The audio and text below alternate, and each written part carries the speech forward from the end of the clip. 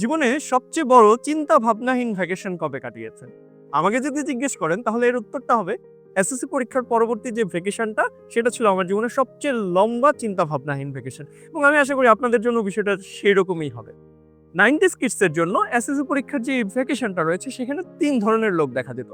১ম ধরনের লোকগুলো হচ্ছে তারা, যারা হচ্ছে এসএসসি পরীক্ষা শেষ করেই কোনো কিছু চিন্তা ভাবনা না করে ৪০ দিনের চিল্লায় চলে যেত।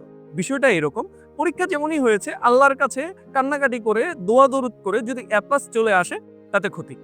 দ্বিতীয় টাইপের লোক যারা ছিল তারা হচ্ছে আমার মতো, যারা ঘুরতে ভালোবাসে। এখানে ঘোরাঘুরি বলতে আবার এরকম মনে করেন না যে আমরা পাহাড় সমুদ্র সবকিছু যাচিয়ে বেড়াবো। কারণ তখন আমাদের প্যারেন্টসরা এত লিবারেলও ছিল না, আর এসব জায়গায় যাওয়ার খুব একটা সুব্যবস্থাও ছিল না। তাই আমাদের জন্য ঘোরাঘুরি মানে ছিল হচ্ছে গিয়ে নানার বাড়ি, মামা বাড়ি কিংবা দাদা বাড়িতে একটা লম্বা সময়ের জন্য ঘুরতে যাওয়া। আর ৩ নাম্বার যে লোকজনগুলো ছিল তারা ছিল একটু পণ্ডিত টাইপের।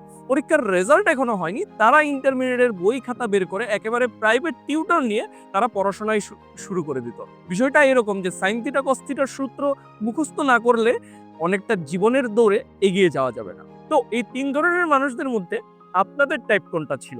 তা আমাদের অবশ্যই কমেন্টে জানাবেন। আর এসএসসি পরীক্ষার্থী যারা রয়েছে, যারা অলরেডি পরীক্ষা দিয়েছে তাদেরকে কমেন্টে মেনশন করতে কিন্তু ভুলবেন না।